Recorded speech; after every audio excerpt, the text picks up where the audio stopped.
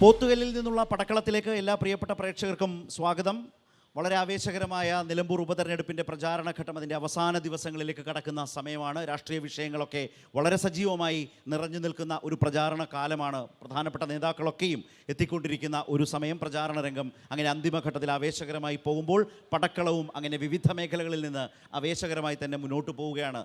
ഇന്ന് പോത്തുകല്ലിൽ നിന്നാണ് ആദ്യം സൂചിപ്പിച്ചതുപോലെ പ്രേക്ഷകർക്ക് മുമ്പിലേക്ക് പടക്കളം എത്തുന്നത്. ഇന്ന് നമ്മൾക്കൊപ്പം ഈ പടക്കളത്തിൽ പങ്കുചേരുന്ന Shri M Vijin MLA LDF, Shri Rohil Nath UDF. പോത്തുകല്ലിലെ പൗരാവലിയും പതിവ് പോലെ എല്ലാ പ്രദേശങ്ങളിലും എന്ന പോലെ ഇവിടെയും സജീവമായി നമ്മൾക്കൊപ്പം ചേരുകയാണ്.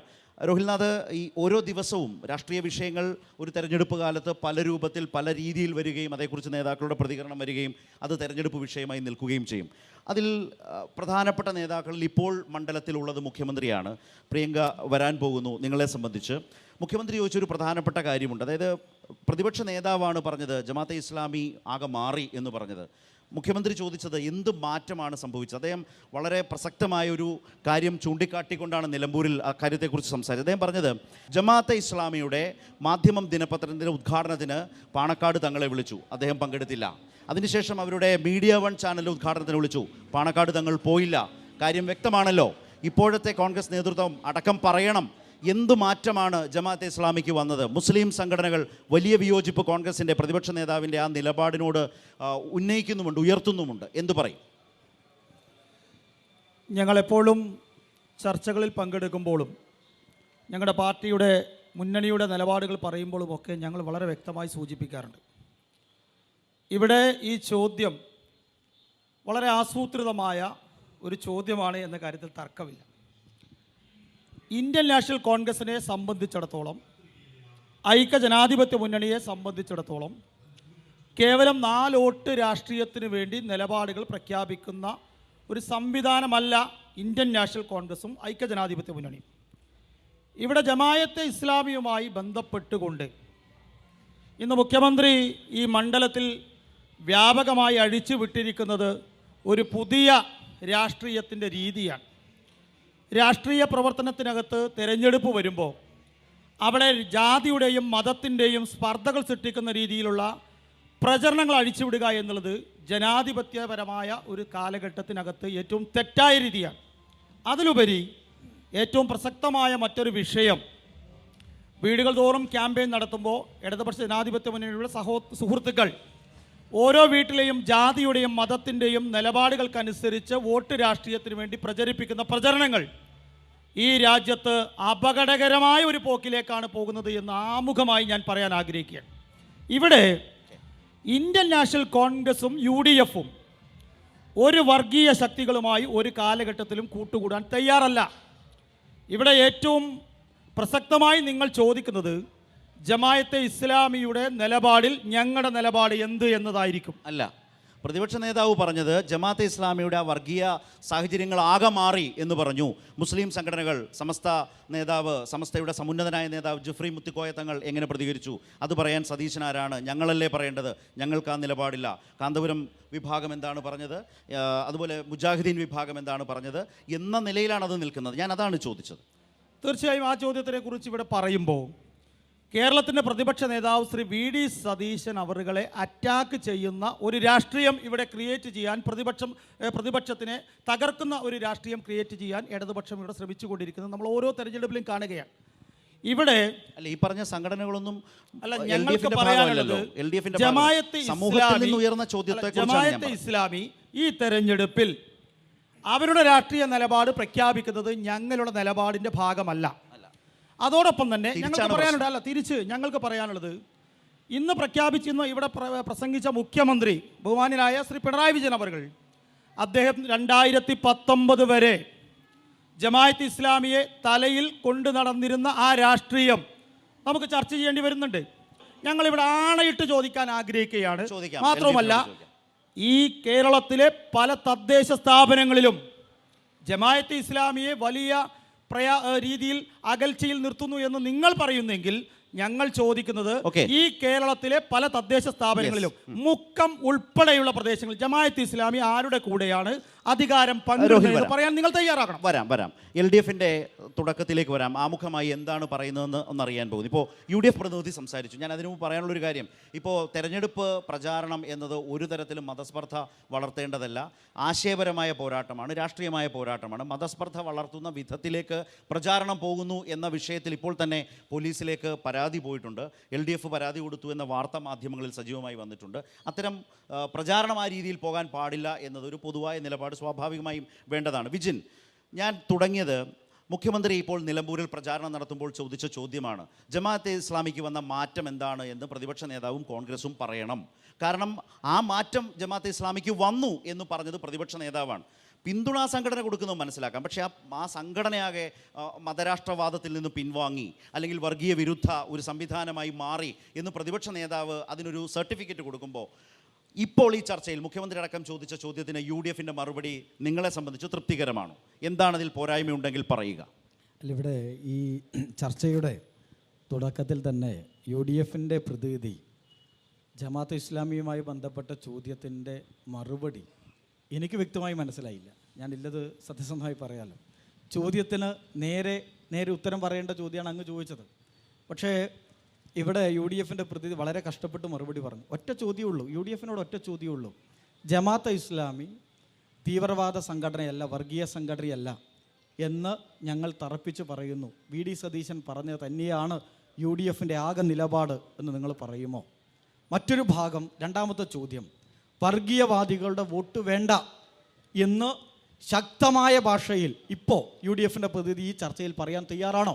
ഞങ്ങൾ പറയുന്നുണ്ട്, ജമാഅത്തെ ഇസ്ലാമി വർഗീയ പാർട്ടിയാണ്, SDPI വർഗീയ പാർട്ടിയാണ്, RSSും BJPയും വർഗീയ പാർട്ടിയാണ്.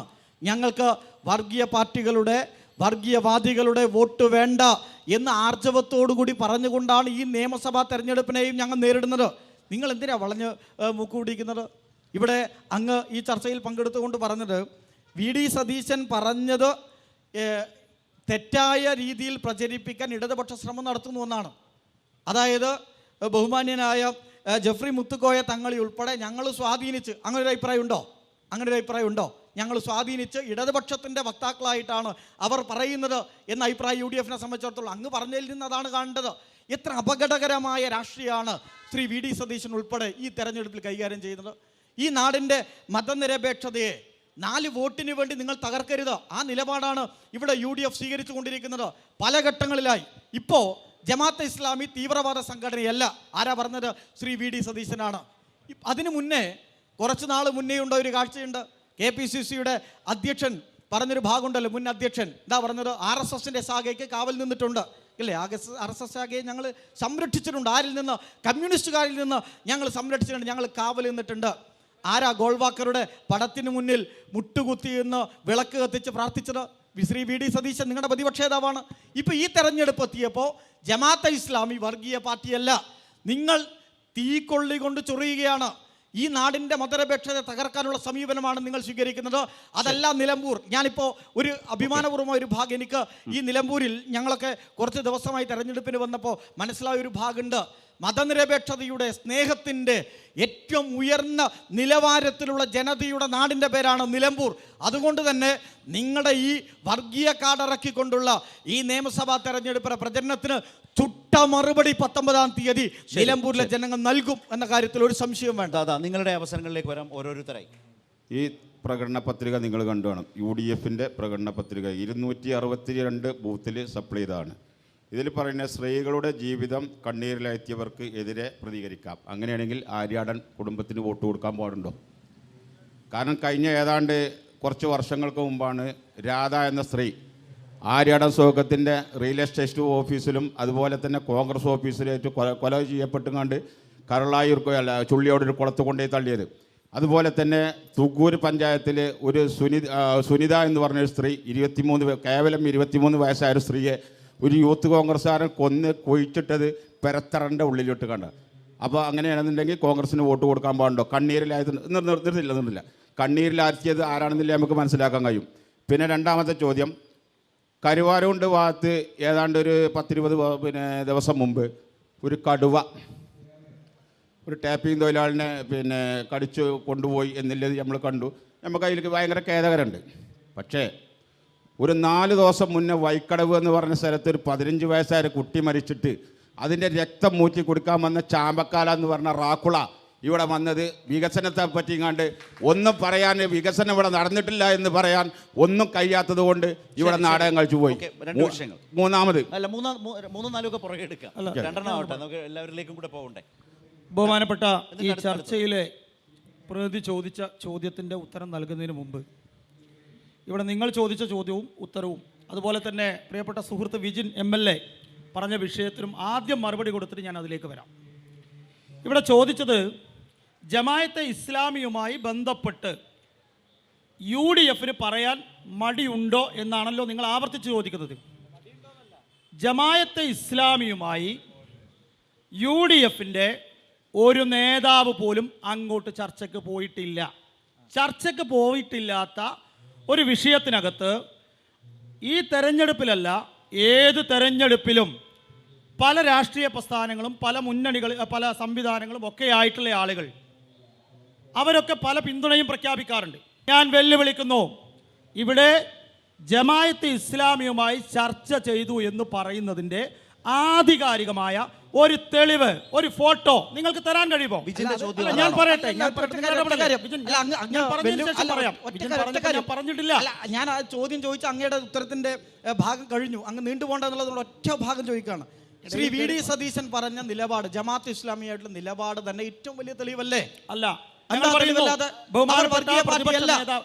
പ്രതിപക്ഷ നേതാവ് പറഞ്ഞത് അവരെ പൂർണ്ണമായും വെള്ളപൂശുന്ന സമീപനമല്ലേ?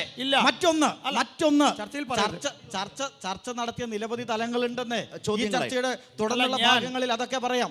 സംവാദത്തിലൂടെ വെല്ലുവിളിക്കുന്നു, എവിടെയെങ്കിലും പ്രതിപക്ഷ നേതാവോ ഐക്യ ജനാധിപത്യ മുന്നണിയുടെ നേതാക്കളോ തെരഞ്ഞെടുപ്പിൽ എവിടെയെങ്കിലും ചർച്ചയ്ക്ക് പോയതിന്റെ എന്തെങ്കിലും ഒരു രേഖ പുറത്തുവിടാൻ ഞാൻ വെല്ലുവിളിക്കുകയാണ്.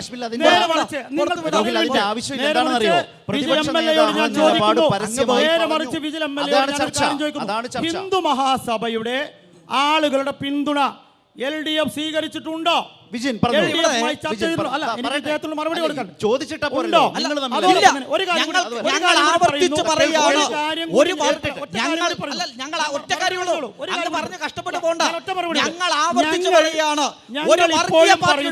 ഒരു RSSന്റെയും ഒരു ഹിന്ദു മഹാസഭയുടെയും ഒരു ജമാഅത്ത് ഇസ്ലാമിയുടെയും ഒരു വർഗീയ പാർട്ടിയുടെയും വോട്ട് ഞങ്ങൾക്ക് വേണ്ട. ഏതെങ്കിലും സന്യാസി കയറി വന്ന് പത്രത്തിന് മുന്നിൽ വല്ല വർത്താനം പറഞ്ഞാൽ ആവശ്യമില്ലെന്ന് ഞങ്ങൾക്ക് വേണ്ട. നിലപാട് വ്യക്തം. ഐക്യ ജനാധിപത്യ മുന്നണി തയ്യാറാകുന്നില്ല എന്നാണ് ഞങ്ങൾ പറയുന്നു. ജനാധിപത്യ മുന്നണിയുടെ നിലപാട് വ്യക്തമാണ്. ഗുഡ് സർട്ടിഫിക്കറ്റ് കൊടുത്തു. അവിടെയാണ് പ്രശ്നം. പറയട്ടെ ജമാഅത്ത് ഇസ്ലാമിയുടെ വിഷയത്തിൽ പ്രതിപക്ഷ നേതാവ് പറഞ്ഞത് എന്താ? അദ്ദേഹം പറഞ്ഞത് മതരാഷ്ട്രവാദം, രാഷ്ട്രീയത്തിൽ ജനാധിപത്യത്തിൽ വിശ്വാസമില്ലായ്മ എന്ന നിലപാടുകൾ അവർ തിരുത്തിയിട്ടുണ്ട് എന്നാ പറഞ്ഞത്. അതിനർത്ഥം ഞങ്ങൾ ജമാഅത്ത് ഇസ്ലാമിയെ സ്വീകരിച്ചു എന്നാണോ? പിന്നല്ലാതെ നിങ്ങൾ ആ രീതിയിൽ പറയുന്നത്. ഹിന്ദു മഹാസഭയുമായി ഹിന്ദു മഹാസഭയുമായി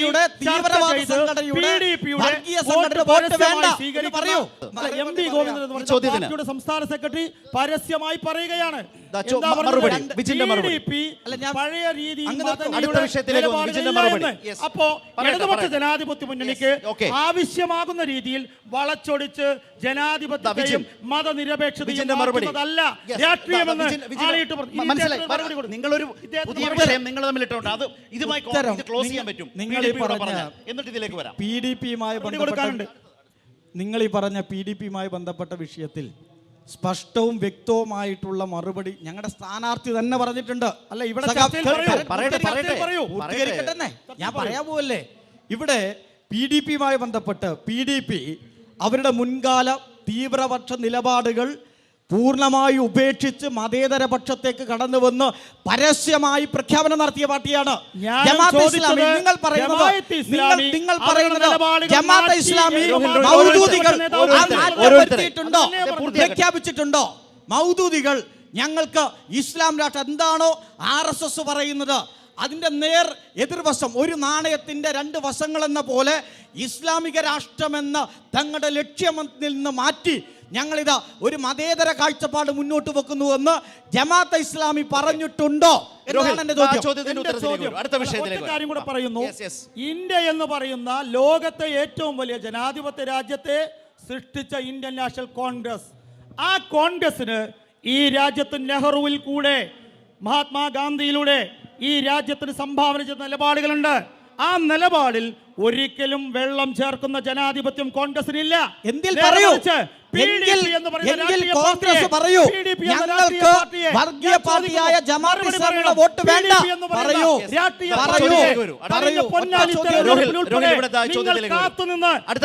സ്വീകരിച്ച ചരിത്രം വർഗീയതയ്ക്ക് വേണ്ടി വളക്കൂറുണ്ടാക്കുന്നു. കോൺഗ്രസിനെ പരാജയപ്പെടുത്താൻ ഏത് ചെകുത്താനുമായി കൂട്ടുകൂടാൻ മടിയില്ല എന്ന് പറഞ്ഞ് EMS നമ്പൂതിരിപ്പാടും നിങ്ങളുടെ നേതാക്കന്മാരും BJP-യുടെ ലാൽകൃഷ്ണ അദ്വാനി ഉൾപ്പെടെ ഡൽഹിയിൽ രാംലീല മൈതാനിയിൽ കൈകോർത്തത് നിങ്ങൾക്കില്ല എന്ന് പറയാൻ കഴിയുമോ? ഭാരതമെന്ന് BJP പറയുന്നതിന് മുൻപ്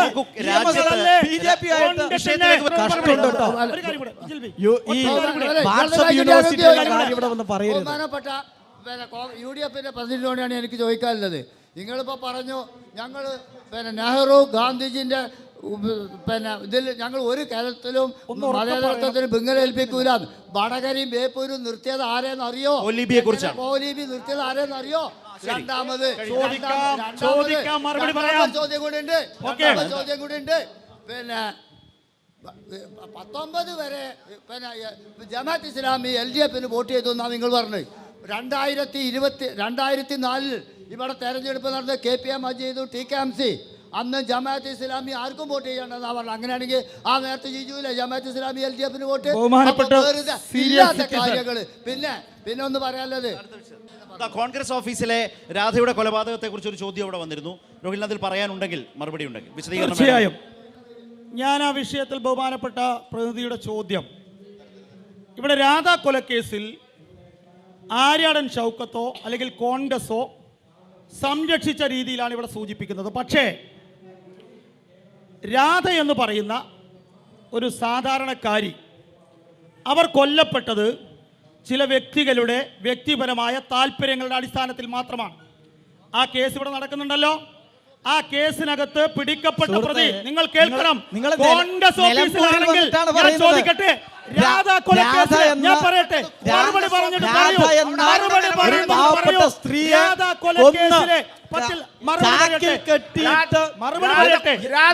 കൊലക്കേസിലെ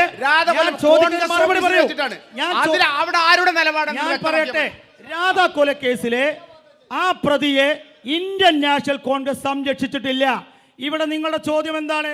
വനിതകളുടെ കണ്ണീരൊപ്പുന്നവരാണ് മാർക്സിസ്റ്റ് പാർട്ടിയും LDF-ഉം എന്നല്ലേ? അല്ല, നിങ്ങളുടെ തെരഞ്ഞെടുപ്പ് കൊലപാതകത്തിലെ രമയുടെ നിങ്ങളുടെ പ്രകടന പത്രികയിൽ സ്ത്രീകളുടെ കണ്ണീരിനെ കുറിച്ച് പറഞ്ഞിരിക്കുന്നു. ആ കണ്ണീരിനെ കുറിച്ച് പറഞ്ഞെടുത്ത് ഈ മണ്ഡലത്തിലടക്കം ചർച്ച ചെയ്യാവുന്ന കോൺഗ്രസിനെ പ്രതികൂട്ടിലാക്കുന്ന 2 വിഷയങ്ങളാണ് പറഞ്ഞത്. ഞാൻ പറയുന്നു, രാധ കൊലക്കേസിൽ അല്ല, എനിക്ക് മറുപടി പറയണം. രാധ കൊലക്കേസിലെ പ്രതിയെ ഇന്ത്യൻ നാഷണൽ കോൺഗ്രസോ ഷൗക്കത്തോ സംരക്ഷിച്ചിട്ടില്ല. പക്ഷേ TP ചന്ദ്രശേഖരൻ കൊലപാതക കേസിലെ പ്രതികളെ മാലയിട്ട് ആനയിച്ചു കൊണ്ടുവരുന്നത് CPM അല്ലേ? കേൾക്കൂ എന്നിട്ട് ഭാഗം അല്ല, ഇവിടെ ഒരു മാധ്യമ ചർച്ചയിൽ വന്നിട്ട് നിങ്ങൾ കേരളത്തിലെ ജനതയോടാണ് സംസാരിക്കുന്നതെന്ന് UDF-ന്റെ പ്രതിനിധി ദയവ് ചെയ്ത് മനസ്സിലാക്കണം. ഇവിടെ വന്ന് ഒരു മൈക്കും ശബ്ദവും കൂട്ടി പറഞ്ഞാൽ ഇവിടെ ഉണ്ടായ രാധി ഉൾപ്പെടെയുള്ള കൊലപാതകം നിങ്ങൾ അത് ചെറിയൊരു കാര്യമായിട്ട് അവതരിപ്പിച്ചിട്ട് വലിയ വിഷയത്തിൻ്റെ പ്രസംഗത്തിലേക്ക് പോകരുത്. നിങ്ങളുടെ കോൺഗ്രസ് ഓഫീസിനകത്താണ് രാധ എന്ന് പറയുന്ന സ്ത്രീയെ ചാക്കിൽ കെട്ടി കൊലപാതകം നടത്തിയത്. നിങ്ങൾ അതിനെ ചെറുതായി കാണരുത്. അത് മാത്രമല്ല, ഇതേ മലപ്പുറത്ത് നോക്ക്, മലപ്പുറത്ത് നിങ്ങളുടെ യൂത്ത് കോൺഗ്രസിൻ്റെ നേതാവാണല്ലോ ഒരു സ്ത്രീയെ കൊല ചെയ്ത് വീട്ടുവളപ്പിൽ കുഴിച്ചു മൂടിയിട്ട് പോലീസ് സ്റ്റേഷനിലേക്ക് മാർച്ച് നടത്തി ആ മാർച്ച് ഉദ്ഘാടനം ചെയ്ത്. ഇതാണ് നിങ്ങളുടെ പാരമ്പര്യം. നിങ്ങളുടെ പാരമ്പര്യം ഇതാണ്.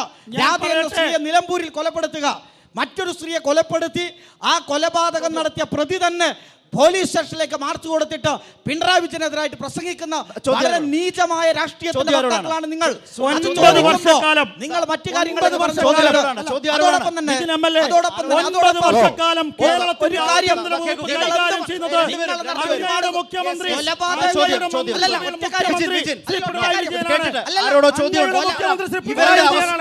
ഒരു കേസ് പോലും യൂണിയൻ നാഷണൽ കോൺഗ്രസിലെ നേതാക്കൾക്കെതിരെ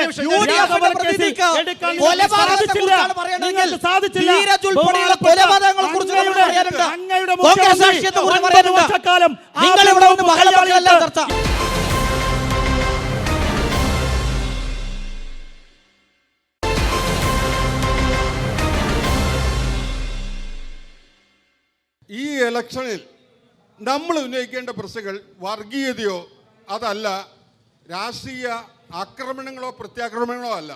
ഈ നാട്ടിലെ വികസന പ്രവർത്തനങ്ങളിൽ ഇടതുപക്ഷം സ്വീകരിച്ച നിലപാടും UDF സ്വീകരിച്ച നിലപാടും രണ്ടും രണ്ടാണോ, അല്ലെങ്കിൽ അത് ഏത് രീതിയിലാണ് മുൻപോട്ട് കൊണ്ടുപോകേണ്ടത് എന്നാണ് ഒന്ന്. രണ്ടാമത്തെ കാര്യം, ഈ കഴിഞ്ഞ 9 വർഷക്കാലത്തെ ഇടതുപക്ഷ ജനാധിപത്യ മുന്നണിയുടെ ഭരണത്തിൽ ഈ സംസ്ഥാനത്തുണ്ടായ നേട്ടങ്ങളെക്കുറിച്ച് നിങ്ങൾക്ക് പറയാം, അതിൻ്റെ പോരായ്മയെക്കുറിച്ച് താങ്കൾക്ക് പറയാം. അതല്ലാതെ സംസാരിക്കുന്നത് നിങ്ങൾ ഇതിന് വർഗീയത സംസാരിക്കുന്നത് ഈ ഒരിക്കലും എടുക്കപ്പെടാത്തൊരു നാണയത്തെക്കുറിച്ച് സംസാരിക്കാനേ പാടില്ല. യെസ്, വർഗീയ വിരുദ്ധമാവണം നാടെന്നുള്ള കാര്യത്തിൽ യാതൊരു സംശയമില്ല. സുഹൃത്തിന്റെ അവസരത്തിലേക്ക് UDF പ്രതിനിധിയോട് ചോദ്യം. ഈ മലപ്പുറം ജില്ലയിൽ മാത്രമല്ല, കേരളത്തിലാകെ മുസ്ലിം ലീഗ് പ്രവർത്തകരും അല്ലെങ്കിൽ ഒരു പറ്റം ഇസ്ലാം മതവിശ്വാസികളൊക്കെ ആത്മീയതയുടെ വിശ്വാസത്തിൻ്റെ ഒരു കേന്ദ്രമായി കാണുന്നതാണ് കൊടപ്പനക്കൽ തറവാട്. നമുക്കറിയാം, തങ്ങൾമാരുടെ കുടുംബം ആ കൊടപ്പനക്കൽ തറവാട്ടിൽ കയറി റെയ്ഡ് നടത്തണമെന്ന് പറഞ്ഞ ആളാണ് ഈ നിലമ്പൂർ മണ്ഡലത്തിലെ UDFന്റെ സ്ഥാനാർത്ഥിയായിട്ടുള്ള ആര്യാടൻ ഷൗക്കത്ത്. എൻ്റെ ചോദ്യം, ഇവിടെ നിൽക്കുന്ന ലീഗുകാരുൾപ്പെടെയുള്ളവർ എങ്ങനെയാണ് ആര്യാടൻ ഷൗക്കത്തിന് വോട്ട് ചെയ്യുക എന്നുള്ളതാണ് എൻ്റെ ചോദ്യം. വളരെ കൃത്യമായി തന്നെ മറുപടി പറയാം. ഇവിടെ മത്സരിക്കുന്ന ഐക്യ ജനാധിപത്യ മുന്നണിയുടെ സ്ഥാനാർത്ഥി ബഹുമാനപ്പെട്ട ശ്രീ ആര്യാടൻ ഷൗക്കത്ത് വളരെ വ്യക്തമായി ഈ വിഷയത്തിൽ അദ്ദേഹത്തിൻ്റെ നിലപാടും ഐക്യ ജനാധിപത്യ മുന്നണിയുടെ നിലപാടും വ്യക്തമാക്കിയതാണ്. നിങ്ങളിവിടെ നേരത്തെ ഒരു സുഹൃത്ത് സൂചിപ്പിച്ചതുപോലെ വർഗീയതയും ആത്മീയതയും ചർച്ചയിലേക്ക് കൊണ്ടുവന്ന് ഇവിടുത്തെ ഭൂരിപക്ഷ വോട്ടുകൾ ആരുടേതാണ് എന്ന ചർച്ചയിലേക്കാണ് നിങ്ങൾ കൊണ്ടുപോകുന്നത്. പക്ഷേ ഒരു കാര്യം വളരെ വ്യക്തമാണ്, ഈ തെരഞ്ഞെടുപ്പിൽ ഐക്യ ജനാധിപത്യ മുന്നണിയുടെ തെരഞ്ഞെടുപ്പിന് ചുക്കാൻ പിടിക്കുന്നത് പാണക്കാട്ട് കുടുംബം തന്നെയാണ്. അതുപോലെ തന്നെ മുസ്ലിം ലീഗും ഈ തെരഞ്ഞെടുപ്പിന്റെ മുൻപിലെ ചാട്ടുളികളായി പ്രവർത്തിക്കുന്നുണ്ട്. അതിലുള്ള അസഹിഷ്ണുത നിങ്ങൾക്കുണ്ടെങ്കിൽ ആ പരിപ്പ് വേവില്ല എന്ന് ഇവിടെ വ്യക്തമായി പറയാൻ ആഗ്രഹിക്കുന്നു. തീർച്ചയായും ഞാൻ കോൺഗ്രസിന്റെ പ്രതിനിധിയോട് ഒരു നന്ദി കൂടി പറയുകയാണ്. കാരണം അദ്ദേഹം ഒരു ചോദ്യം, കേരളത്തിലെ ഗവൺമെന്റിന്റെ വികസനം അത് ചർച്ച ചെയ്യണം. തീർച്ചയായും ഞങ്ങൾ പറയുന്നുണ്ട്. പക്ഷെ അത് ചർച്ച ചെയ്യാൻ ആഗ്രഹിക്കാത്തത് ഇവിടുത്തെ UDF ആണ്. ചർച്ച ചെയ്താൽ ബുദ്ധിമുട്ടി പോകും. കാരണം 9 വർഷമായിട്ട് നവകേരളം സൃഷ്ടിക്കാനുള്ള പ്രവർത്തനത്തിലാണ് പിണറായി വിജയൻ ഗവൺമെൻറ്. ഞാൻ വിദ്യാഭ്യാസ മേഖലയിൽ നിന്ന് രാഷ്ട്രീയ പ്രവർത്തനത്തിൻ്റെ ഭാഗമായ ഒരാളാണ്, SFIയിൽ നിന്ന്. ഞങ്ങൾ SFIയുടെ കാലഘട്ടം 2015, ആ 2015 കേരളത്തിലെ കുട്ടികൾക്ക് പഠിക്കാൻ പാഠപുസ്തകം പോലും കൊടുക്കാത്ത ഒരു ഗവൺമെൻറ് ആയിരുന്നു അന്നത്തെ UDF ഗവൺമെൻറ്. മലപ്പുറംകാരനായ ലീഗിൻ്റെ നേതാവ് ശ്രീ അബ്ദുറബായിരുന്നു അന്നത്തെ വിദ്യാഭ്യാസ മന്ത്രി. ഒരു കൊല്ലം പാഠപുസ്തകം കൊടുത്തില്ല. അതുമാത്രമാണോ, സ്കൂൾ അടച്ചുപൂട്ടാൻ തീരുമാനിച്ചു. കുട്ടികൾ കുറഞ്ഞാൽ നഷ്ടം, കുട്ടികൾ കൂടിയ ലാഭം. സൂപ്പർ മാർക്കറ്റ് എന്ന പോലെ സ്കൂളുകൾ അടച്ചുപൂട്ടാൻ തീരുമാനിച്ച ഉമ്മൻചാണ്ടി സർക്കാരിൽ നിന്ന് 2016 സഖാവ് പിണറായി വിജയൻ അധികാരത്തിൽ വന്നപ്പോൾ കേരളത്തിൻ്റെ വിദ്യാഭ്യാസ മേഖലയിൽ ഉണ്ടായ മാറ്റം എന്താ? ഈ നിലമ്പൂർ മണ്ഡലത്തിൽ ഉൾപ്പെടെ 50 കോടിയുടെ മാറ്റമാണ്. നമ്മുടെ മക്കൾ ഹൈടെക്കായ വിദ്യാലയത്തിലിരുന്ന് അഭിമാനത്തോടെ പഠിക്കുന്ന ഒരു അന്തരീക്ഷം ഉണ്ടാക്കിയ ഗവൺമെൻറ്റാണ് പിണറായി ഗവൺമെൻറ്. അത് മാത്രമല്ല, പറയട്ടെ, എനിക്ക് 2 മിനിറ്റ് ഞാൻ അവസാനിപ്പിക്കാം. ആരോഗ്യരംഗത്തുണ്ടാക്കിയുള്ള മാറ്റങ്ങൾ, വികസനം ചർച്ച ചെയ്യുന്നേ, ആരോഗ്യരംഗത്തുണ്ടായ മാറ്റം, ലൈഫിലൂടെ 5,47,000 വീടുകൾ, മാത്രമല്ല ക്ഷേമ പെൻഷൻ 62 ലക്ഷം പേർക്ക് 1,600 രൂപ വെച്ച് പെൻഷൻ കൊടുക്കുന്ന ഗവൺമെൻറ്റാണ് പിണറായി വിജയൻ ഗവൺമെൻറ്. നാട്ടിൻ്റെ വികസനം മുക്കിലും മൂലയിലും. ഇതാ ഈ നിലമ്പൂരിൽ തന്നെ എടുത്തു നോക്കുക. നിലമ്പൂരിലെ ഭൂരിപക്ഷം റോഡുകളും BMBC നിലവാരത്തിലുള്ള റോഡുകളാണ്. മലയോര ഹൈവേ, തീരദേശ ഹൈവേ, നാഷണൽ ഹൈവേ, എന്തൊക്കെയാണ് വികസനം പറയാനുള്ളത്? ഞങ്ങൾ തയ്യാറാണ് വികസനം പറയാൻ. അതോടൊപ്പം ഒറ്റ കാര്യം, വികസനം ചർച്ച ചെയ്യാതിരിക്കാൻ എന്താ കോൺഗ്രസിന് ശ്രമം? പെൻഷനുമായി ബന്ധപ്പെട്ട് അത് പറയാതിരിക്കാൻ പറ്റില്ല. ക്ഷേമ പെൻഷനുമായി ബന്ധപ്പെട്ട് വികസനം ചർച്ച ചെയ്യാം. ക്ഷേമ പെൻഷനുമായി ബന്ധപ്പെട്ട് എന്താ കോൺഗ്രസിൻ്റെ നേതാവ് KC വേണുഗോപാലിൻ്റെ അഭിപ്രായം? 62 ലക്ഷം വരുന്ന നമ്മുടെ പ്രിയപ്പെട്ടവരെ നോക്കി കൈക്കൂലിക്കാരാണ് എന്ന് പറയുന്ന സമീപനം എടുക്കുന്നവരാണ് കോൺഗ്രസ്. അതല്ല നാം ചർച്ച ചെയ്യേണ്ടത്. വികസനം ചർച്ച ചെയ്യണം. അവർ ഭയക്കുന്നുണ്ട്. അതുകൊണ്ട് ഇവിടെയുള്ള നമ്മുടെ പ്രിയപ്പെട്ട അമ്മമാരെയും അപമാനിക്കുന്ന നിലപാടിലേക്ക്, ഈ നാടിനെ പെൻഷൻകാരെ അപമാനിക്കുന്ന നിലപാടിലേക്ക് പോവുകയാണ് UDF. അതോടൊപ്പം അവരുടെ വർഗീയ നിലപാട് കൂടി ചർച്ച ചെയ്യുക തന്നെ വേണം. അവർ വർഗീയ കാർഡിറക്കിക്കൊണ്ട് തെരഞ്ഞെടുപ്പിൽ നടത്തുന്ന പ്രവർത്തനത്തെയും നാം ചർച്ച ചെയ്യുക തന്നെ വേണം. എനിക്ക് ഇതിന് മറുപടി പറയാനുണ്ട്. ഒരു മിനിറ്റ് രോഹിൽ, ഇതിലൊരു കാര്യം, UDF പ്രതിപക്ഷത്താണെന്ന് വെച്ചിട്ട് UDF-കാർ പോലും പവർ കട്ടുള്ളൊരു കേരളം വേണമെന്ന് ആഗ്രഹിക്കുമോ? പവർ കട്ടില്ലാത്ത, നല്ല സ്കൂളുകളുള്ള, നല്ല ആശുപത്രികളുള്ള ഒരു കേരളം UDF-ൻ്റെയും LDF-ൻ്റെയും BJP-യുടെയും ആഗ്രഹമല്ലേ? ആ നിലയിൽ ഈ വിഷയത്തെ കാണാൻ എന്തുകൊണ്ട് പ്രതിപക്ഷം തയ്യാറാകുന്നില്ല എന്നാണ് ആ ചോദ്യം. ഇവിടെ ബഹുമാനപ്പെട്ട MLA അങ്ങ് ചോദിച്ചത് വിദ്യാഭ്യാസ മേഖലയിൽ നിങ്ങളുടെ സമൂലമായ മാറ്റം. ഞാൻ അങ്ങയോട് ചോദിക്കുകയാണ്, അങ്ങ് SFIയുടെ കടന്നു വന്ന ഒരു നേതാവാണ്. നിങ്ങൾ കേരളത്തിൽ സ്വാശ്രയ സമരം നടത്തിയ ആളുകളല്ലേ? 50% മെറിറ്റും 50% മാനേജ്മെൻറ്റ് കോട്ടയിലൂടെ ഈ രാജ്യത്ത് സ്വാശ്രയ കോളേജുകൾ AK ആൻ്റണി തുടങ്ങിയപ്പോൾ നിങ്ങൾ സമരം നടത്തിയിട്ടില്ലേ? നിങ്ങളൊരു പരിയാരം മെഡിക്കൽ കോളേജിനെ കുറിച്ച് മാത്രം, ഞാൻ കൂടുതൽ സമയമില്ലാത്തതോട് ചോദിക്കുകയാണ്, പരിയാരം മെഡിക്കൽ കോളേജിൽ നിങ്ങൾ 5 രക്തസാക്ഷികളെ സൃഷ്ടിച്ചവരല്ലേ? ആ പുഷ്പൻ ജീവിച്ചിരിക്കെ നിങ്ങൾ അന്ന് ആർക്കെതിരെയാണോ സമരം നടത്തിയത് നിങ്ങൾ പറയണം, മനസ്സിലാക്കണം. ആ പറയുന്ന ആളുകൾക്ക് വേണ്ടി ശവമഞ്ചൽ പിടിച്ച് മുദ്രാവാക്യം പിടിച്ച പാർട്ടിയാണ് CPM. അതുകൊണ്ട് നിങ്ങളുടെ നിലപാട് അവസരത്തിനൊത്ത് രാഷ്ട്രീയപരമായി മാറുന്നവരാണ്. വിദ്യാഭ്യാസ മേഖലയിൽ എനിക്ക് പറയാനുണ്ട്. വിദ്യാഭ്യാസ മേഖലയിൽ നിങ്ങൾ പറയുന്നുണ്ടല്ലോ നിങ്ങളുടെ നേട്ടങ്ങൾ. ഞാൻ ചോദിക്കട്ടെ, ഈ പ്രദേശത്തിൻ്റെ പ്രാന്തപ്രദേശങ്ങളിൽ ആതുര സേവന രംഗത്ത് ഇവിടുത്തെ ആളുകളെ ഏറ്റവും അധികം പ്രയോജനകരമായി കാണുന്ന ഒരു പ്രദേശമാണ് മെഡിക്കൽ കോളേജ്. അവിടെ വിദ്യാഭ്യാസത്തിന് കൂടിയുള്ളത് ആ മെഡിക്കൽ കോളേജ്. ആ മെഡിക്കൽ കോളേജിനെ കുറിച്ച് വിജിൻ MLAക്ക് എന്ത് പറയാനുണ്ട്? ഈ മഞ്ചേരി മെഡിക്കൽ കോളേജ് തകർക്കാൻ നിലമ്പൂരും ഗൂഡല്ലൂരും ഉൾപ്പെടെയുള്ള പ്രദേശങ്ങളിൽ നിന്ന് ആളുകൾ കടന്നു വരുമ്പോൾ ഞാൻ ചോദിക്കുന്നു, ഈ കേരളത്തിലെ 9 വർഷക്കാലത്ത് നിങ്ങളുടെ ഗവൺമെന്റിന്റെ കാലഘട്ടത്തിൽ ഒരു മെഡിക്കൽ കോളേജ് ആരംഭിച്ചു? ഞാൻ ചോദിക്കട്ടെ, രണ്ടാമത്തെ ചോദ്യം അല്ല, എനിക്കത് മറുപടി പറയണം. രണ്ടാമത്തെ ചോദ്യം ചോദിച്ചത് രണ്ടാക്കണമെന്നാ ചോദിച്ചത്. ആരോഗ്യവും വിദ്യാഭ്യാസവും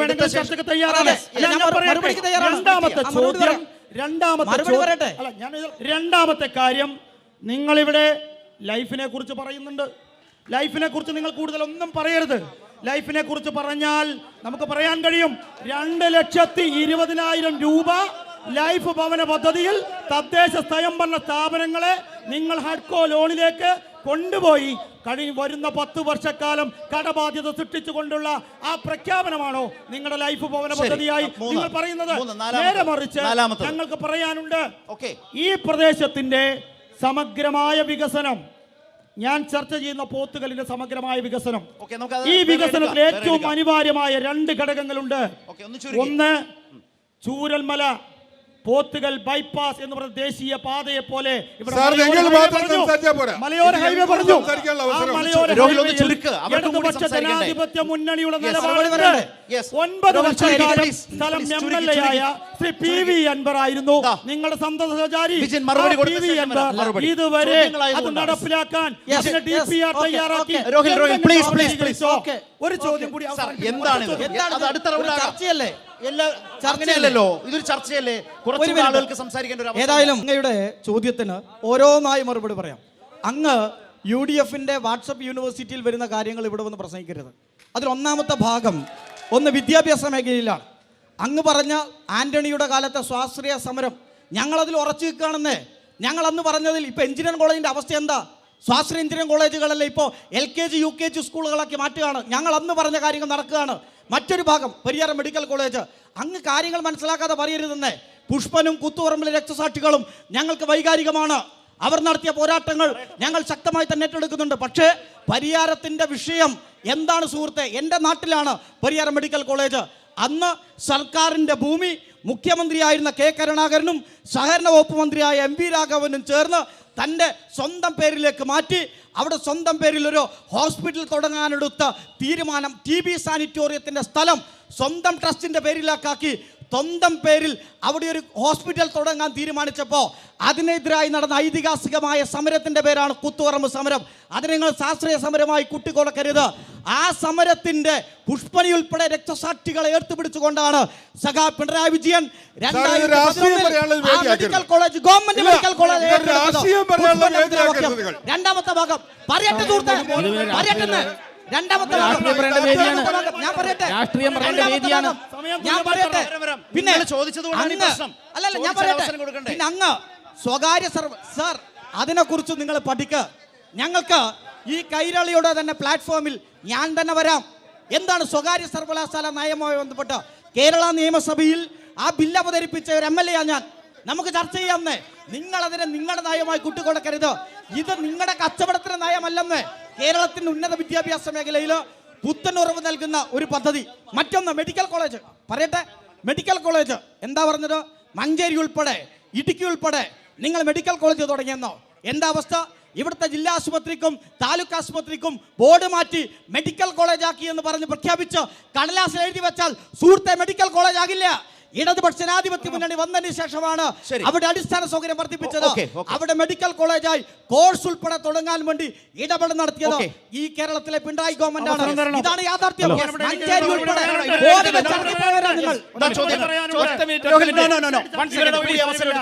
കോൺഗ്രസിന്റെ പ്രതിനിധിയോട്, നിങ്ങൾ ഗ്രൂപ്പ് തിരിഞ്ഞ് കൊന്ന കുറെ ആൾക്കാരുടെ പേര് ഞാനിപ്പോൾ അങ്ങോട്ട് പറയാം. തൃശ്ശൂരിലെ ലാൽജിയെ കൊന്നത് ഐ ഗ്രൂപ്പുകാരനാണ്. അത് ഐ ഗ്രൂപ്പുകാരൻ എ ഗ്രൂപ്പുകാരനായ മധുവിനെ കൊന്നു, അറിയാമല്ലോ. ഈ 2 ഗ്രൂപ്പുകാരും കൂടിയാണ് ഹനീഫയെ കൊന്നത്. ഈ 3 കൊലപാതകത്തിന് ശേഷമാണ് നിങ്ങൾ അതിനു മുമ്പ് DYFIയുടെ ഈന്തുള്ളൻ ബിനുവിനെ നിങ്ങൾ കൊന്നു, ധീരജിനെ നിങ്ങൾ കൊന്നു. അങ്ങനെ കൊലപാതകങ്ങളുടെ നീണ്ട പട്ടിക നിർത്തിയാൽ കമ്മ്യൂണിസ്റ്റുകാരൻ്റെ 300-ൽ പരം കമ്മ്യൂണിസ്റ്റുകാരെ വെട്ടിക്കൊന്ന ചരിത്രമുള്ള രക്തപങ്കിലമായ കരങ്ങളാണ് കോൺഗ്രസ്സുകാരുടെ. അറിയാമോ? ചോദ്യം, ഈ കേരളത്തിലെ SSLC പാസ്സായ കുട്ടികൾക്ക് 2026 SSLC പാസ്സായ കുട്ടികൾക്ക് എത്ര കുട്ടികൾക്ക് +2 അഡ്മിഷൻ കൊടുക്കാൻ സാധിച്ചിട്ടുണ്ടോ നിങ്ങളുടെ ഗവൺമെന്റിന്?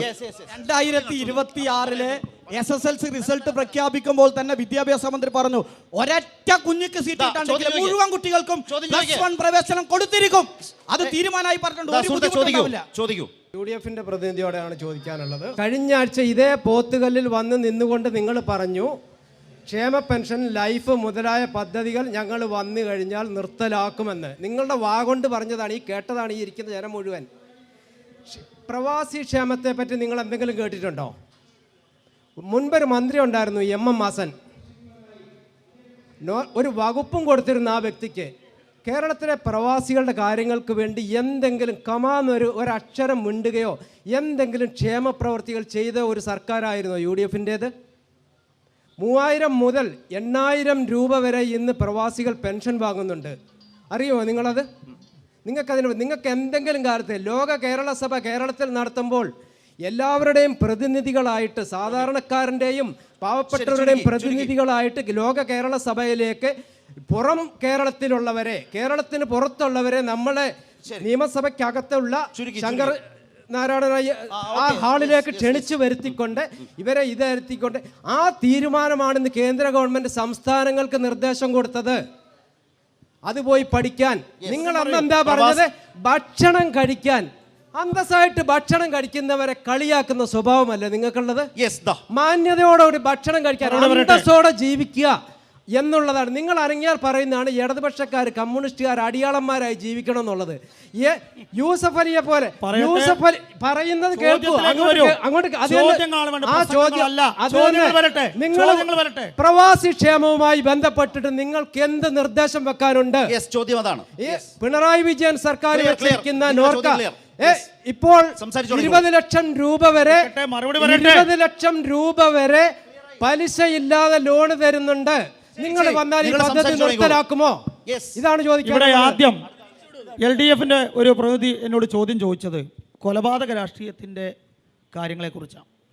ബഹുമാനപ്പെട്ട അങ്ങയോട് ഞാൻ ചോദിക്കുകയാണ്, കേരളത്തിൽ കൊലപാതക രാഷ്ട്രീയം നടത്തുന്ന പാർട്ടിയാണ് ഇന്ത്യൻ നാഷണൽ കോൺഗ്രസ് എന്ന് അങ്ങക്ക് പറയാൻ അല്പമെങ്കിലും നാണമുണ്ടായിട്ടില്ലേ എന്ന് എനിക്ക് ചോദിക്കാൻ. ഞാൻ ചോദിക്കട്ടെ, ഈ കേരളത്തിൽ കൊലപാതക രാഷ്ട്രീയം നടത്തിയ ഒരു പാർട്ടി എന്ന് പറയുന്നത് നിങ്ങളാണ്. നിങ്ങളുടെ രാഷ്ട്രീയ പ്രസ്ഥാനം ഞാൻ പറയട്ടെ, അല്ല, നിങ്ങൾ ഒച്ച വെച്ചത് കൊണ്ടായില്ല സുഹൃത്തെ, ചർച്ച മറുപടി പറയട്ടെ. ഞാൻ പറയട്ടെ ഓർമ്മിപ്പിച്ചത്. എന്റെ ചോദ്യം അല്ല, ചോദ്യത്തിന് നിങ്ങൾ മറുപടി പറയും. ഉത്തരം പറയട്ടെ. കേരളത്തിൽ ഇടതുപക്ഷ ജനാധിപത്യ മുന്നണി കേന്ദ്രീകരിച്ചുകൊണ്ട് പ്രധാനമന്ത്രി ഇന്ദിരാഗാന്ധി കൊല ചർച്ച പറയട്ടെ. നിങ്ങൾ ചർച്ചയെ വഴിതിരിച്ചിട്ട് കാര്യമില്ല.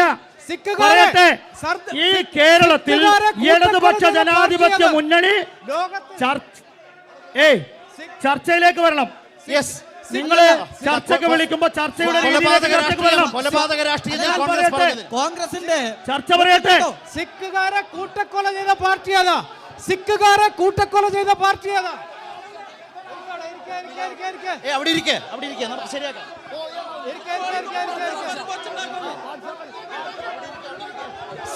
സിഖുകാരെ കൂട്ടക്കൊല ചെയ്ത പാർട്ടിയുടെ പേരാണ് ഇന്ത്യൻ നാഷണൽ കോൺഗ്രസ്. നിങ്ങൾ ചരിത്രം മറക്കുക.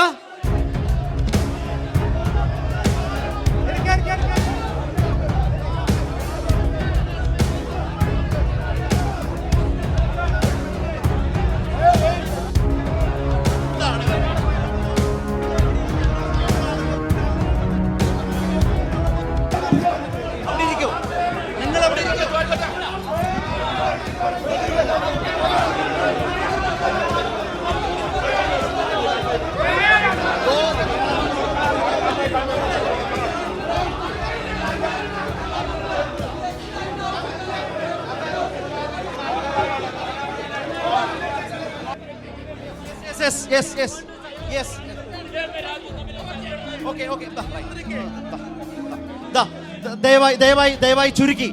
ഞാൻ രോഹില് കൊലപാതക രാഷ്ട്രീയത്തെ കുറിച്ച് പറഞ്ഞതിൽ ക്യുക്കായിട്ട് ഇതിൽ ഇത്രയേ ഉള്ളൂ. ഇവിടെ പറഞ്ഞില്ല. അല്ല, ഞാൻ പറയട്ടെ സുഹൃത്തെ,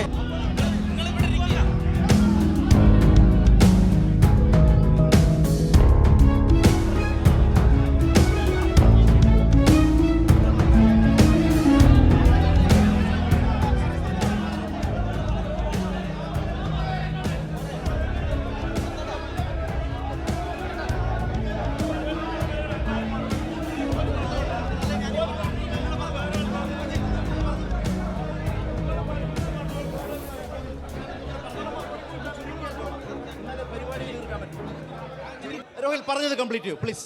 ചുരുക്കി വേണം, ദയവായി ചുരുക്കി പ്ലീസ്.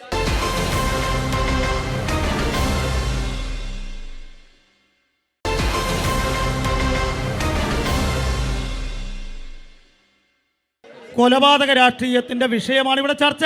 ആവർത്തനത്തിലേക്ക് പോകാതെ നേരത്തെ പറഞ്ഞു. പക്ഷെ ഞാൻ ചോദിക്കുന്നു, ഇവിടെ കോൺഗ്രസ് പ്രസ്ഥാനം, പാർട്ടിയുടെ സംസ്ഥാന അധ്യക്ഷൻ ഉൾപ്പെടെ, ഒരു ജില്ലാ കോൺഗ്രസ് കമ്മിറ്റി പ്രസിഡന്റ് ഉൾപ്പെടെ, ഒരു മണ്ഡലം പ്രസിഡന്റ് ഉൾപ്പെടെ ഏതെങ്കിലും കൊലപാതക രാഷ്ട്രീയത്തെ ന്യായീകരിച്ചുകൊണ്ട് ഏതെങ്കിലും ജയിലിൽ മാലയിടാൻ പോയിട്ടുണ്ടോ? നിങ്ങളുടെ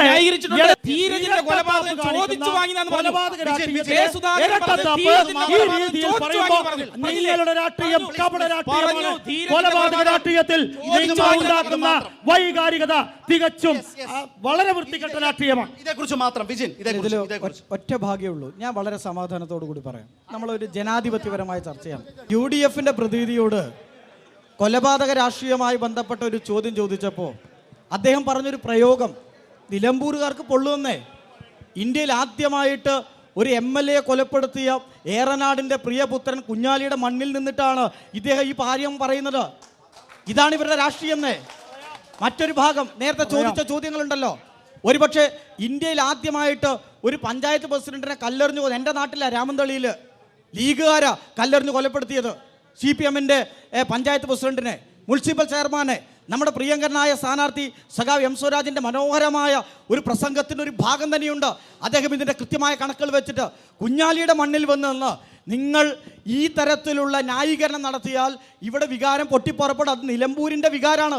ഏറനാടിൻ്റെ പ്രിയപുത്രനെ, ഈ നാടിൻ്റെ കർഷക തൊഴിലാളിനെ, പിന്നോക്ക ജനവിഭാഗങ്ങളെ ചേർത്ത് പിടിച്ച് ഈ മണ്ണ് നിയമസഭയിൽ അയച്ച കുഞ്ഞാലിയുടെ രാഷ്ട്രീയമാണ്. അതുകൊണ്ട് അതിനെ കവർ ചെയ്യാൻ ഈ ചർച്ചയുടെ തുടക്കം മുതൽ അങ്ങ് ഏതെങ്കിലും ഒരു കൊലപാതകം ഞാൻ പറയാൻ പോയാൽ ഒരുപാട് പറയാനുണ്ടെന്ന്. നിങ്ങളുടെ ഗദറിനകത്ത് ചോര പുരണ്ട ഒരുപാട് പാടുകളുണ്ടെന്ന്. അത് കോൺഗ്രസ്സുകാരന്റെ ഗദറിനുള്ളിൽ നിങ്ങൾ ഒളിപ്പിച്ചു വെച്ച് സമാധാനത്തിന്റെ മാലാകരമായി നടന്നാൽ നിങ്ങൾ മാലാഖമാരാകില്ലെന്ന് യാഥാർത്ഥ്യം ഇവിടെയുണ്ട്. വിജിൻ MLA-യോട് എനിക്ക് പറയാനുള്ളത്, ഞാൻ നിലമ്പൂരും ഈ മലപ്പുറം ജില്ലയിലും ജീവിച്ച് വളർന്നു കൊണ്ടിരിക്കുന്ന ഒരാളാണ്. അങ്ങ് ഈ പറയുന്ന മണ്ണിനെ സഖാവ് കുഞ്ഞാലിയുടെ മണ്ണ് എന്ന് വൈകാരികമാക്കുമ്പോൾ ഞങ്ങളുടെ പ്രിയപ്പെട്ട ആര്യാടൻ്റെ മണ്ണാണ് ഈ മണ്ണെന്ന് ഞാൻ ഓർമ്മപ്പെടുത്തുകയാണ്. ഒരു കാര്യം കൂടി പറയുന്നു, നിങ്ങളിവിടെ പറയുന്നത് സഖാവ് കുഞ്ഞാലിയുടെ കൊലപാതകം ആര്യാടൻ്റെ തലയിൽ കെട്ടിവെക്കാൻ ശ്രമിച്ച ആളുകളാണ് നിങ്ങൾ. ഞാൻ പറയട്ടെ, ആര്യാടൻ മുഹമ്മദിനെ സിന്ദാബ വിളിച്ച മാർക്സിസ്റ്റ് പാർട്ടിക്കാരല്ലേ നിങ്ങൾ? ആര്യാടൻ മുഹമ്മദിനെ ഇവിടെ MLA ആക്കിയിരുന്ന ഒരു കാലഘട്ടം ഇവിടുത്തെ CPM-ലില്ലേ? അന്ന് നിങ്ങൾക്ക് ഈ വൈകാരികത ഉണ്ടായിട്ടില്ലേ? നിങ്ങൾ പറയണം, നിങ്ങൾ ഗ്രഹിച്ചിട്ട് പറയണം. രണ്ടാമത്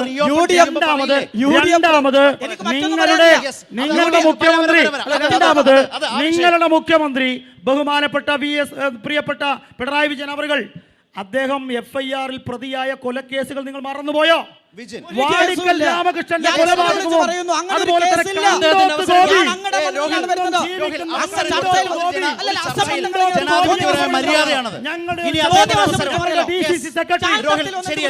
നിങ്ങൾ പറയുമ്പോൾ ഒറ്റ കാര്യം കൂടി ഞാൻ അവസാനിപ്പിക്കുന്നു. അങ്ങയുടെ നാട്ടിലെ ഞങ്ങളുടെ DCC-യുടെ ജനറൽ സെക്രട്ടറി കണ്ടോത്ത് ഗോപി ജീവിക്കുന്ന രക്തസാക്ഷിയാ. അദ്ദേഹത്തിനെ ആക്രമിച്ചത് ആരാ? ഇത്ര ചോദ്യം ചോദിക്കാണ്ട് ഈ UDF-ന്റെ പ്രതിനിധി എൻ്റെ സ്വസ്ഥ അയൽവാസിയിൽ നിന്നാണ് തുവൂർ ആശാ വർക്കറെ ശരിയാക്കി കണ്ട് അമ്മിൻ്റെ വീട്ടിൽ കുഴിച്ചിട്ട് അതിൽ ആരായാലും പ്രതിയാളെന്നില്ല. തോന്നൊന്നും പറയേണ്ട. UDF-ന്റെ പ്രതിനിധി 2 ചാട്ടം ചാടി ആ വീട്ടിലെത്തും. അത്ര അടുത്താണ് ഞങ്ങൾ രണ്ടാളും. കഴിഞ്ഞിട്ടില്ല. ചോദ്യമാണ്. ചീമേനി കൊലക്കേസിൽ 5 സഖാക്കളെ ചുട്ടുകൊന്നത് മറന്നോകള്. ആ കേസിലെ പ്രതിനെ പിടിച്ചത് ഓഫീസിൽ. നമ്മളൊരു ഒറ്റ ഭാഗം ശ്രീ ശരത്, അങ്ങയോട് ഞാൻ ബഹുമാനത്തോടെ പറയും. ഞാൻ ചെറിയ ചർച്ചകളിൽ പങ്കെടുക്കുന്ന ഒരാളാണ്. പക്ഷേ ഒരു ചർച്ചയുടെ ഒരു ജനാധിപത്യ രീതിയുണ്ട്. UDF-ന്റെ പദ്ധതി ഞങ്ങൾക്ക് ഡിബേറ്റ് ചെയ്യാം, ഏത് വിഷയത്തിൽ ഡിബേറ്റ് ചെയ്യാം. പക്ഷെ നുണകൾ ഇങ്ങനെ ഉച്ചത്തിൽ വിളിച്ചു പറഞ്ഞുകൊണ്ട് ഒരു ചർച്ചയിൽ അങ്ങ് കുറച്ച് ആളുകളുടെ മുന്നിൽ കയ്യടി മണിച്ച് ചർച്ച പൂർത്തീകരിക്കുക. തെറ്റിദ്ധരിക്കരുത്. നിങ്ങൾ പറയുന്നതിനെല്ലാം ഞങ്ങൾക്ക് കൃത്യമായ മറുപടിയുണ്ട്. നിങ്ങൾ പച്ചക്കള്ളങ്ങളാണ്. ബഹുമാന്യനായ കേരളത്തിൻ്റെ മുഖ്യമന്ത്രിയെക്കുറിച്ച് ഉൾപ്പെടെ നിങ്ങൾ തുടക്കം മുതൽ പച്ചക്കള്ളാണ് പറയുന്നത്.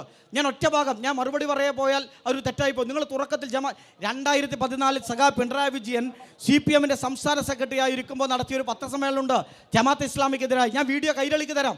നിങ്ങൾ ഈ ചർച്ചക്കടിയിലൊന്ന് ടെലികാസ്റ്റ് ചെയ്യാൻ പറ്റുമെങ്കിൽ ടെലികാസ്റ്റ് ചെയ്യണം. നുണകൾ ഇങ്ങനെ പറയാണ്. അതോടൊപ്പം അദ്ദേഹത്തിനെതിരായ കേസ്. ഇതൊക്കെ എവിടെയോ തള്ളിക്കളഞ്ഞ ഒരുപാട് നുണകളുടെ കൂട്ടത്തിൽ കോൺഗ്രസ് ഇങ്ങനെ പറഞ്ഞുകൊണ്ടിരിക്കുന്ന നുണകളിൽ ഒന്നാണ് പച്ച നുണകൾ. ഇങ്ങനെ ഞാൻ നേരത്തെ പറഞ്ഞ പോലെ എവിടെയെങ്കിലും ഏതെങ്കിലും വാട്സപ്പിൽ നിന്ന് കിട്ടിയാൽ ആധികാരികത പരിശോധിക്കാതെ ഒരു ചാനൽ മുറിയുടെ ചർച്ചയിൽ വന്ന് പറയരുത്. അത് നുണകൾ പ്രചരിപ്പിച്ചുകൊണ്ട് നിങ്ങൾക്ക് ചിലപ്പോൾ ഇവിടെയുള്ള ചില കയ്യടികൾ വിജയം നടക്കാൻ പറ്റുമായിരിക്കും. പക്ഷേ ആത്യന്തികമായ വിജയം അവിടെ ഉണ്ടാകില്ല എന്നുള്ളത് നിങ്ങൾ മനസ്സിലാക്കണം. അക്രമ രാഷ്ട്രീയത്തിൻ്റെ കാര്യങ്ങൾ പറയുമ്പോൾ കേരളത്തിൻ്റെ ചരിത്രം പരിശോധിച്ചാൽ കോൺഗ്രസ്, എൻ്റെ നാട്ടുകാരനായ മൊയ്യാരത്തുൾപ്പെടെയുള്ള എത്രയോ ചരിത്രത്തിലേക്ക് എനിക്ക് പോകേണ്ടി വരും. ഇവിടെ പറഞ്ഞല്ലോ ഞാൻ അതിലേക്ക് പോകാത്തത് ഈ ചർച്ചയുടെ ഒരു മാന്യമായ ഒരു തലം നിൽക്കണമെന്നുള്ളത് കൊണ്ടാണ്. അതുകൊണ്ട് അക്രമ രാഷ്ട്രീയത്തിൻ്റെ കഥ നിങ്ങൾ ഇനി കണ്ണൂരൊക്കെ വന്ന് പറഞ്ഞാൽ നിങ്ങളുടെ KPCC-യുടെ മുൻ പ്രസിഡന്റ് ഉൾപ്പെടെ വെടിവെച്ച് കൊലപ്പെടുത്തിയ എത്രയോ രക്തസാക്ഷികളുടെ കഥ പറയാനുണ്ട് കണ്ണൂരിന്റെ മണ്ണിന്. നമുക്ക് ചർച്ച ചെയ്യാം. പക്ഷെ നിങ്ങൾ ചില കാര്യങ്ങൾ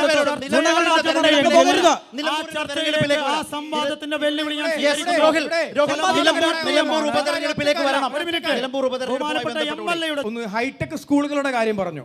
ഒന്ന് MLA പറഞ്ഞപ്പോൾ ആ ഫോൺ എടുത്തുകൊണ്ട് പിണറായി വിജയൻ നിങ്ങളുടെ കേരളത്തിന്റെ മുഖ്യമന്ത്രി വോട്ട് ചെയ്ത സ്കൂളിന്റെ ഫോട്ടോ ഒന്ന് പ്രയാസപ്പെടുന്നില്ല എങ്കിൽ ഒന്ന് സോഷ്യൽ മീഡിയ എടുക്കണമെന്നില്ല.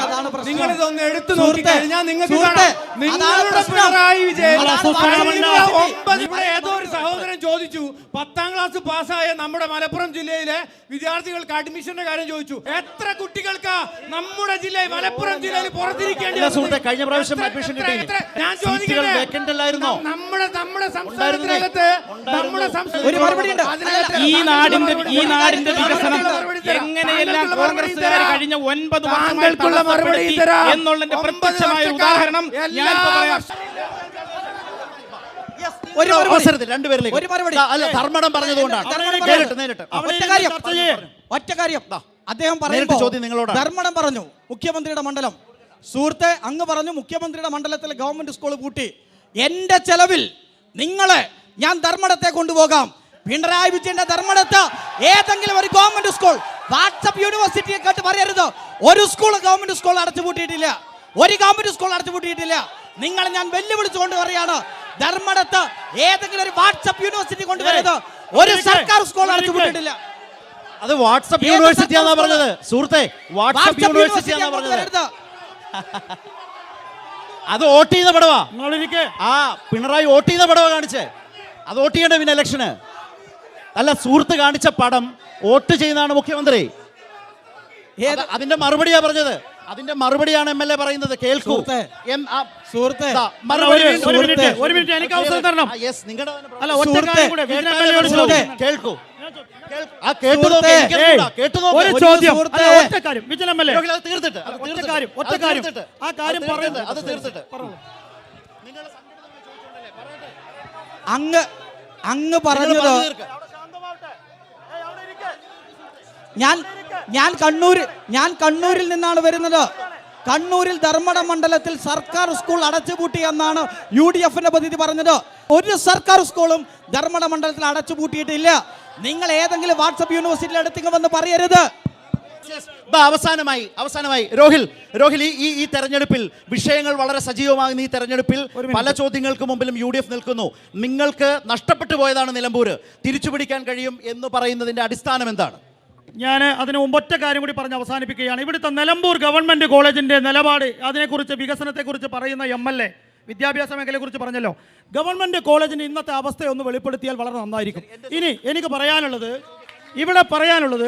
വളരെ വ്യക്തമായി, 9 വർഷക്കാലമായി ഈ മണ്ഡലം ഇടതുപക്ഷ ജനാധിപത്യ മുന്നണിയുടെ സഹയാത്രികനായ MLA ശ്രീ PV അൻവർ കൈകാര്യം ചെയ്തൊരു മണ്ഡലമാണ്. ഈ മണ്ഡലത്തിൽ നിങ്ങൾ ആദ്യം പറയേണ്ടത് PV അൻവർ ശരിയാണോ തെറ്റാണോ എന്നാണ് ആദ്യമായി പറയേണ്ടത്.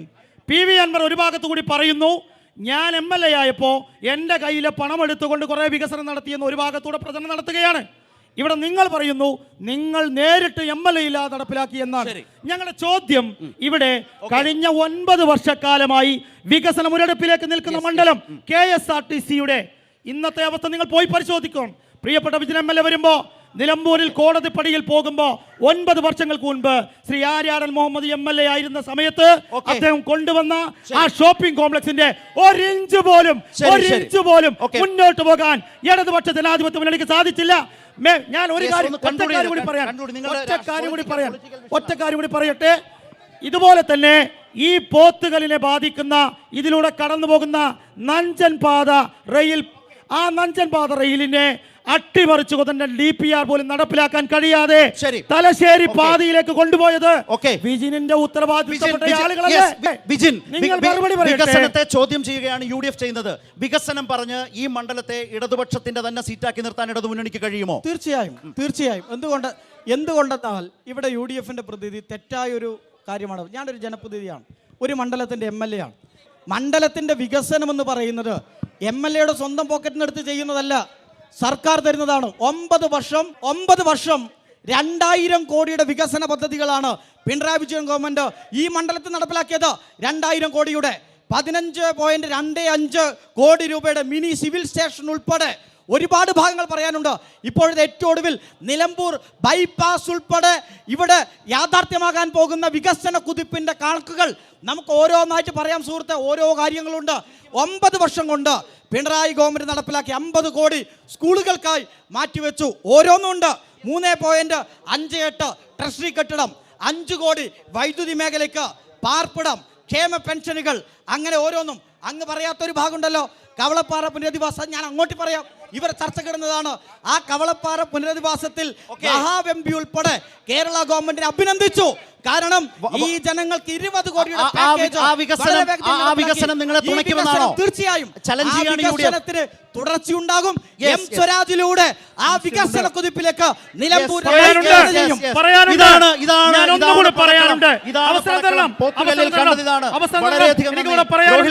അതുപോലെ പടക്കളം അവസാനിക്കുന്നു.